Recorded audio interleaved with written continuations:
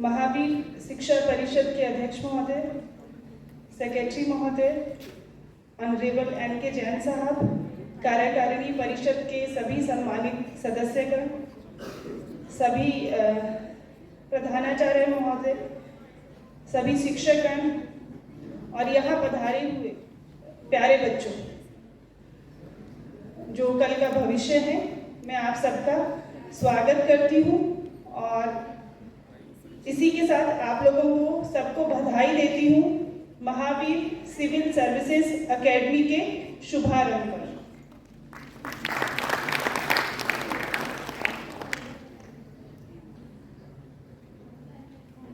आप लोगों का बहुत बहुत धन्यवाद कि आप लोगों ने मुझे मंच दिया, इतने सम्मान से नवाजा।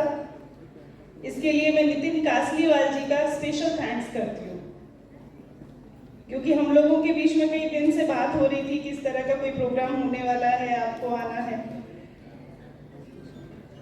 एक छोटे से परिचय के साथ, कमलप्रीत कौर,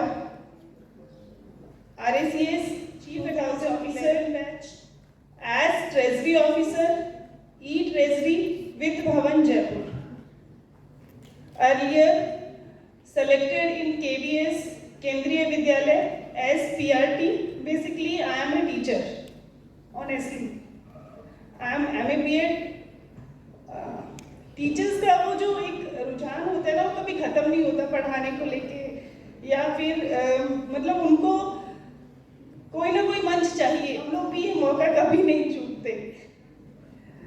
इसके अलावा 2005 में I was selected as sub inspector Rajasthan police. 6 साल काम किया राजस्थान पुलिस में। आफ्टर देन RS दिया 2007 बैच, selected as JCTO commercial taxation. 1 साल वहां काम किया, दोबारा RS दिया, got 83 rank in Rajasthan and selected as RACS, that is accounts officer, and presently having the post of chief accounts officer. ये है एक ब्रीफ इंट्रोडक्शन। कासलीवाल जी ने, जैसा कि मुझे हम लोगों का डिस्कशन हुआ था, आज हम बात करेंगे आपके करियर के बारे में, आप लोगों के इंटरेस्ट के बारे में कि आप लोग क्या करना चाहते हैं, क्या रास्ता है। उससे पहले मैं जरा सा या थोड़ा सा ब्रीफ इंट्रोडक्शन देना चाहूंगी, जैसे अपनी लाइफ के बारे में। जैसा मुझे इन्होंने बताया कि ही वुड लाइक कि मैं यहाँ पे शेयर करूँ आप लोगों के साथ अपने एक्सपीरियंसेस, क्या हमारा स्ट्रगल रहा। मैं एक बहुत ही छोटी सी जगह से हूँ, अनूपगढ़। आपने सुना होगा कि अभी माननीय मुख्यमंत्री महोदय ने नए जिले घोषित किए हैं, जिसमें अनूपगढ़ भी एक नाम है। बिल्कुल बॉर्डर का एरिया है, अनूपगढ़ के आगे ट्रेन नहीं जाती है, उसके बाद पाकिस्तान है। जब हम लोग पढ़ रहे थे, मैंने भी सबको देख के, जैसे होता है ना, अपन आपस में देखते हैं बच्चों को कि अरे ये साइंस ले रहा है बच्चा, तो चलो हम साइंस ले लेते हैं। इन्होंने कॉमर्स लिए तो हम भी कॉमर्स। नहीं पता था कुछ भी, क्या करना है, कैसे करना है। साइंस लिया, इंग्लिश मीडियम, 11th की जैसे तैसे सिरसा चले गए पढ़ने के लिए। ना तो फिजिक्स समझ में आती थी, ना केमिस्ट्री समझ में आती थी। 1 साल पूरा बर्बाद किया 12th का। वहां पेरेंट्स के पैसे भी लग गए, 4 बातें भी सुनने को मिली, वापस आ गए। फिर ट्राई किया गंगानगर से कि 12th उसी साल हिंदी मीडियम से कर ली जाए, नहीं हुआ, परीक्षा ही नहीं दे पाए। फादर ने बोला एक काम करते हैं, मुझे लिटरली वो वर्ड्स याद है मेरे पापा के, he is no more right now. एक काम करो, मेरी मदर को बोला कि कुछ बकरियां मंगवा दो। अब ये पढ़ेगी तो है नहीं, है ना, तो ठीक है आप बकरी चराओ। हर व्यक्ति की लाइफ में कभी ना कभी कोई ना कोई टर्निंग पॉइंट आता है। कुछ वर्ड्स जिंदगी भर के वो एनर्जी दे जाते हैं या आपको लगता है कि नहीं अब कुछ करना है? तब मैंने डिसाइड किया कि नहीं, मुझे बहुत मेहनत करनी है और मैंने 12th में आर्ट्स ले लिया, economics, political, Hindi literature. Economics was my favourite subject. बहुत मेहनत करी, सरकारी स्कूल था, बस सिर्फ इतना था कि कुछ करना है। मैंने तहसील टॉप किया, 74 पॉइंट समथिंग परसेंटेज आए और हर सब्जेक्ट में हिंदी को छोड़कर, पॉलिटिकल हो या फिर इकोनॉमिक्स हो, सब में हाईएस्ट मार्क्स। 12th हो गया अच्छे से, कॉलेज ज्वाइन कर लिया, रास्ता नहीं पता था। जैसे मेरे घर में जो था माहौल, हम लोगों की कोई भी गवर्नमेंट जॉब में नहीं था बिसाइड्स माय दादी जी, वो भी ANM थे पंजाब में। कुछ नहीं पता था क्या करना है, कहाँ जाना है। लेकिन ग्रेजुएशन किया, हर साल every year English literature, political science और इकोनॉमिक्स, इंग्लिश और पॉलिटिकल में हाईएस्ट मार्क्स। जैसे ही ग्रेजुएशन कंप्लीट होता है, मेरे फादर की डेथ हो जाती है फाइनल ईयर में। स्थितियां ये होती थी, जब रिजल्ट आता था पापा को ही लगता था रिजल्ट आया, देखो तुम्हारा रोल नंबर है या नहीं है। होता है ना, क्योंकि वो बिजनेस करते थे और उनका कोई बहुत ज़्यादा मतलब उनको ये भी नहीं ध्यान रहता था वैसे तो, क्योंकि बिजनेस में जब हम इंडल्ज हो जाते हैं तो कई बार ये भूल जाते हैं कि बच्चा कौन सी क्लास में है। कोई अंकल या कोई भी फैमिली में आते तो वो पूछते थे बेटा बताना कौन सी क्लास में पढ़ रहे हो, ठीक है। पापा की डेथ के बाद में घर में ये माहौल बना, ग्रेजुएशन हो गई है, हम 3 बहनें थी, शादी कर देते हैं, मैं सबसे बड़ी। लेकिन एक कहीं ना कहीं एक थॉट था दिमाग में, नहीं करना है, कुछ जीवन में बनना है। कोई भी रिश्तेदार कोई भी बात करता तो सिर्फ एक बात आती थी दिमाग में कि हम कोई गाय, कोई भेड़ बकरी नहीं है कि आप कहीं पे भी बांध देंगे। वहीं से शुरुआत हुई, उस थॉट से, सिर्फ एक विचार दिमाग में। जैसा कि अभी सर ने आपको 6D समझाया था कि दिमाग में हमें शुरू से एक ये बना के चलना है कि हाँ मुझे कुछ करना है। सिर्फ उस थॉट के साथ अपने जीवन में शुरुआत करी। क्या करना है कुछ नहीं पता था, कोई बताने वाला नहीं था। उस छोटी सी जगह पर सिर्फ 5 या 6 लोग थे हम लोग। एक हमारा ग्रुप हुआ करता था और हम लोग जिसको जो सब्जेक्ट आता था, थे तो अंधे में काने राजे, सब लोग ऐसे थे ना, सब एक्सपर्ट तो नहीं थे अपने सब्जेक्ट के। लेकिन चूंकि मेरी इकोनॉमिक्स अच्छी थी, किसी एक्स की पॉलिटिकल बहुत अच्छी थी, किसी की इंग्लिश बहुत अच्छी थी, तो हम आपस में एक दूसरे को पढ़ाते थे। और आप लोगों को मैं शेयर करना चाहूंगी, वो पूरा का पूरा ग्रुप आज सक्सेसफुल है। सबकी गवर्नमेंट जॉब लग गई है, सब बहुत अच्छी जगह पर है। करते करते करते करते बीएड हुआ, बीएड में सिलेक्शन हुआ, हम बीकानेर आ गए। बीएड हमारा सिर्फ साइड में चल रहा था और हमने उसके साथ में सब इंस्पेक्टर की तैयारी शुरू करी। इससे पहले एक पड़ाव हमने और पार कर लिया था, जो हम लोग आपस में जो तैयारी करते थे, उस तैयारी के थ्रू KVS में सिलेक्शन हो गया। अब आप सोचेंगे कि मैडम इतनी सारी चीजें आपको क्यों बता रही हैं? वो इसलिए बता रही हैं, आज आप एक ऐसे प्लेटफॉर्म पर बैठे हैं जहां पर आपको बताने वाले बहुत सारे लोग हैं। आपको कम फीस में वो सारी की सारी कोचिंग्स, सारा का सारा स्टडी मटेरियल, गाइडेंस, डायरेक्शंस वो मिलने वाली है। लेकिन हम वहां उस अंधेरे में थे, हमें ये नहीं पता था कि, बस इतना पता था कहीं जाना है, रास्ता कौन सा है नहीं पता था, कैसे जाएंगे, कौन सा स्टडी मटेरियल चाहिए नहीं पता था। 1000 रुपए की नौकरी करी थी शुरू में, किसी भी प्राइवेट स्कूल में। इतना ही मिलता है प्राइवेट स्कूल में, उस समय की बात है। छोटी सी जगह, छोटे छोटे स्कूल्स, इतनी सी आपको सैलरी मिलती है। लेकिन हुआ क्या, आप देखिए, आप हमें हर चीज को पॉजिटिव लेना है। वो किस तरह से, इंग्लिश लिटरेचर की स्टूडेंट, इकोनॉमिक्स की स्टूडेंट स्कूल से अचानक हिंदी के टीचर छोड़ के चले जाते हैं। प्रिंसिपल का प्रेशर, नहीं आपको हिंदी पढ़ानी है मैडम, आपने तो 12th तक पढ़ रखा है। Sir how it is possible? नहीं आप तैयारी कर रहे हो, कोई दिक्कत नहीं है, करेंगे सर। ग्रामर पढ़ानी थी, राघव सर की एक बुक चलती है सामान्य हिंदी की, हर कंपटीशन में काम आती है, आप लोगों को भी पढ़नी करनी पड़ेगी अगर कहीं ना कहीं हिंदी सब्जेक्ट आता है।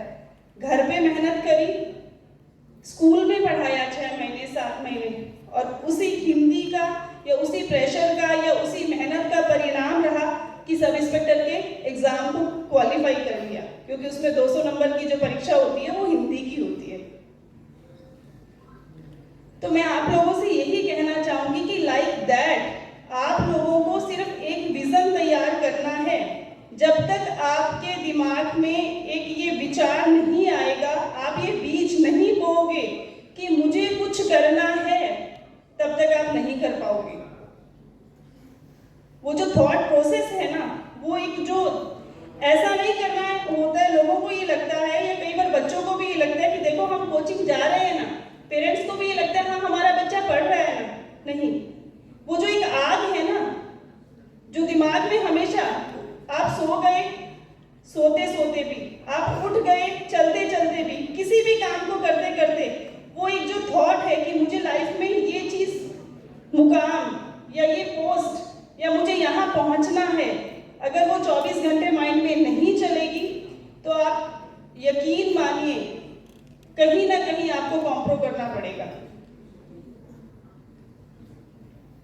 दृढ़ निश्चय, और सिर्फ सोचने से भी कुछ नहीं होगा, उसी के साथ आपको मेहनत। और आप सब लोग इतने भाग्यशाली हैं कि आपको ऐसे लोगों का सानिध्य, ऐसे लोगों का डायरेक्शन, ऐसे लोगों का मार्गदर्शन मिल रहा है जो आगे बढ़ कर आपको बता रहे हैं कि these are the best faculties of India, of Rajasthan, जो आप लोगों को डायरेक्शंस देंगी, आपको पढ़ाएंगी। तो आप लोगों के लिए तो कुछ भी मुश्किल होना ही नहीं चाहिए। और आज की अगर हम बात करें तो हमारा आज का समय ऐसा है जिसमें आपके पास सोशल मीडिया पे सब कुछ है, आपको सिर्फ उस टॉपिक को डालना होता है कि दिस इज द टॉपिक, आप उसको ऑन करें और उसको सुनिए। लेकिन आप सोचें कि अगर आपको लगता है कि सिर्फ सोचने से या कुछ देखने से सब चीजें हासिल हो जाएंगी, तो बिल्कुल नहीं। आपको कम से कम 8 घंटे 10 घंटे रेगुलर एक डिसिप्लिन के साथ अभी से मेहनत करनी पड़ेगी। एक छोटा सा एग्जांपल और देती हूँ। जब मेरा सिलेक्शन सब इंस्पेक्टर में हो गया, हमने यहाँ नौकरी ज्वाइन कर ली एज सब इंस्पेक्टर। आपको पता होगा कि पुलिस का जो शेड्यूल होता है दैट इज वेरी टफ। उसमें आपको समय नहीं मिलता है, आपको सुबह 8 से लेकर रात को 8 बजे तक भी, रात को 9 बजे तक भी, इनफैक्ट कई बार आपको नाइट ड्यूटी भी करनी पड़ती है। तब मैंने सिर्फ आरएस का नाम सुना था कि आरएस नाम की कोई परीक्षा होती है। I don't know anything else about RS, कुछ नहीं पता था। ऐसे कभी फ्री दे दिया हो वो एक अलग बात है, लेकिन आरएस देने से कौन कौन सी पोस्ट मिलेगी, क्या होगा, कौन से सब्जेक्ट आएंगे, नथिंग। जैसे आप लोगों की लाइफ में ऐसे बहुत सारे मार्गदर्शक आए हैं जो आपको हेल्प करने को तैयार है, वैसे ही हमारे भी लाइफ में बहुत ऐसे कुछ लोग आते हैं। मैंने भी हमारे एसएचओ साहब को रिक्वेस्ट करी कि सर 8 बजे से थाना है, मैं थोड़ा लेट आ जाऊँ 9 बजे, मेरी सुबह 6 बजे से क्लास होती है। मैंने 6 से लेकर 9 बजे तक क्लास ली, फिर मैं पूरा दिन थाने पे रुकती, 8 बजे के बाद मैं घर जाती, फिर मेरे को जो भी पढ़ाया जाता या जो भी मुझे दिन में कुछ टाइम मिलता है उस चीज़ को मैं शाम को पढ़ती। और रिजल्ट कि मेरा एलाइड में सिलेक्शन हुआ एज जेसीटीयू। फिर क्या था, फिर तो रास्ता मिल ही गया था, पता था कि यही चीज़ें पढ़नी है रेगुलर, चाहे 2 घंटे मिले दिन में, चाहे 3 घंटे पढ़े, दोबारा पढ़ा उसको, नौकरी के साथ, बच्चे के साथ। मेरी डॉटर थी तब छोटी, 1-1.5 साल की। She used to play with my notes, she used to play with my registers, क्योंकि हमारे दिन भर घर में वही बिखरे रहते थे, माहौल ही वही था। छोटी सिस्टर थी, वो भी तैयारी कर रही थी। Presently she is managing director in Sawai Madhopur. Miss Harpreet Kaur, उनका भी सिलेक्शन हो गया था आरएस में बाद में, मेरे से जस्ट अगले बैच में। कारण सिर्फ एक माहौल था। तो अगर हम लोग कर सकते हैं, ऐसी जगह से आके कर सकते हैं जहां बताने वाला कोई नहीं था, सिर्फ था तो क्या, एक विचार। ऐसे नहीं रहना है हमें, ऐसा जीवन नहीं चाहिए हमें। कारण आप लोगों को अभी क्या लगता है, बच्चे बहुत ज्यादा आती है, मैं अभी भी देख रही हूँ, they are so busy in mobile, they are so busy in social media. अभी भी शायद 15-20 के हाथ में फोन होगा, वो कुछ ना कुछ चैट कर रहे होंगे या कुछ ना कुछ देख रहे होंगे। ठीक है, तो या तो जीवन भर ये चैट ही रह जाएगी आपके पास करने के लिए, ये मोबाइल ही रह जाएगा।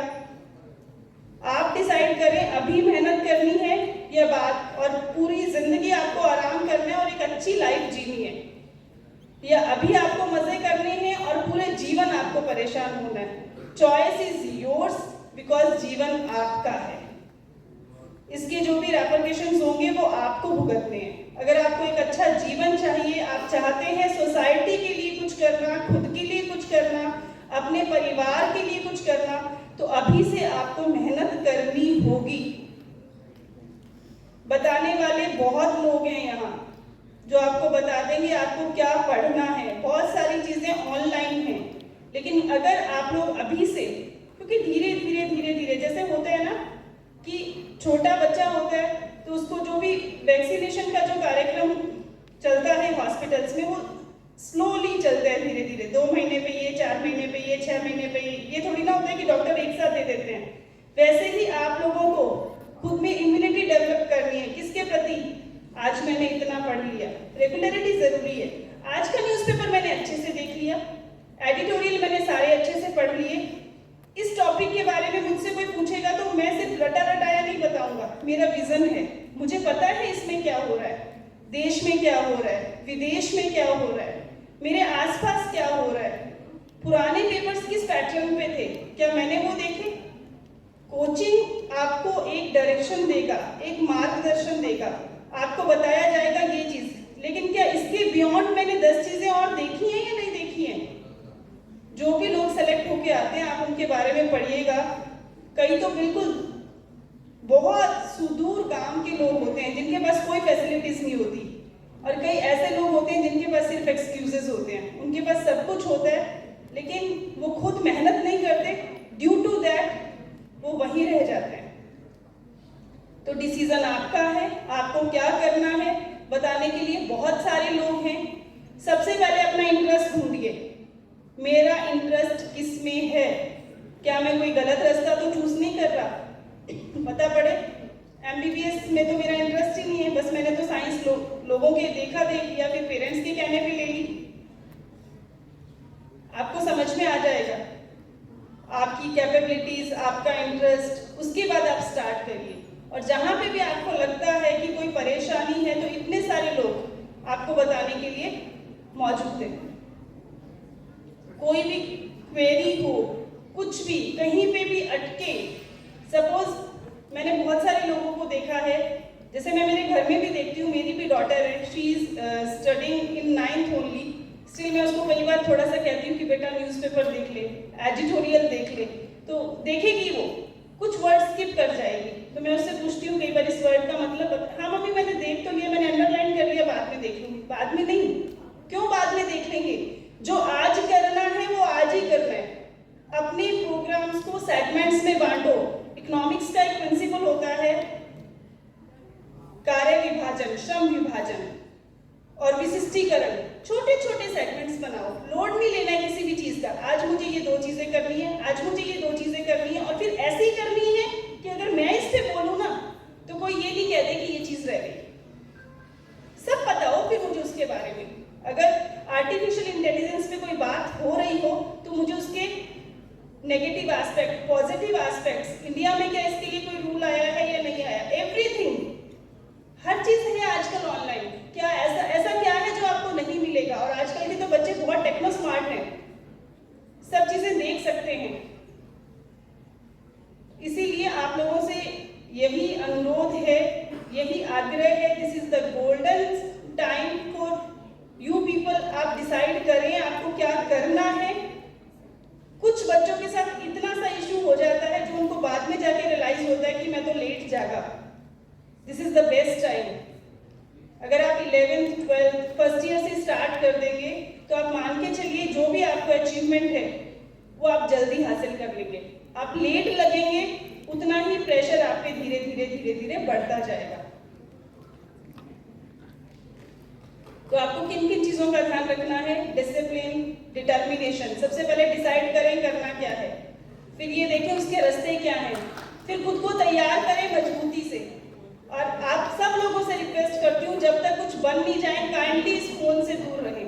सबसे बड़ी समस्या यूथ के साथ, बच्चों के साथ स्टूडेंट्स के साथ ये मोबाइल है, इस मोबाइल को उतना ही यूज करें जितना जरूरत है। पढ़ाई के उद्देश्य से ये इंस्टाग्राम है, व्हाट्सएप है, इनसे दूरी बनाकर चले। अगर आपको आपका सिलेक्शन चाहिए तो हो सकता है मेरी बातें बहुत बुरी लग रही हों कुछ बच्चों को, लग सकती हैं, क्योंकि बहुत मुश्किल है रजिस्ट करना, बहुत मुश्किल है इनसे दूर रहना, लेकिन ये एक तपस्या है और ये सब तपस्या सिर्फ 2, 4, 5 साल की है।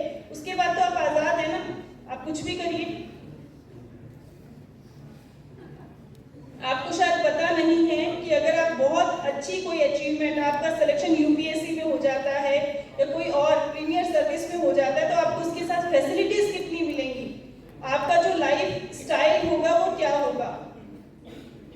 You just think about that. अपने सपनों को थोड़ा सा बड़ा रखो और सिर्फ सपनों को ही बड़ा मत रखो, उन सपनों को पूरा करने की जिद रखो और उस जिद के लिए खुद को जलाने की, खुद को झोंकने की हिम्मत रखो, तभी आप अपने अचीवमेंट को प्राप्त कर सकते हो। इन्हीं शब्दों के साथ मैं धन्यवाद करती हूँ इस मंच से काठीवाल जी का, महावीर शिक्षा परिषद का, आज पधारे हुए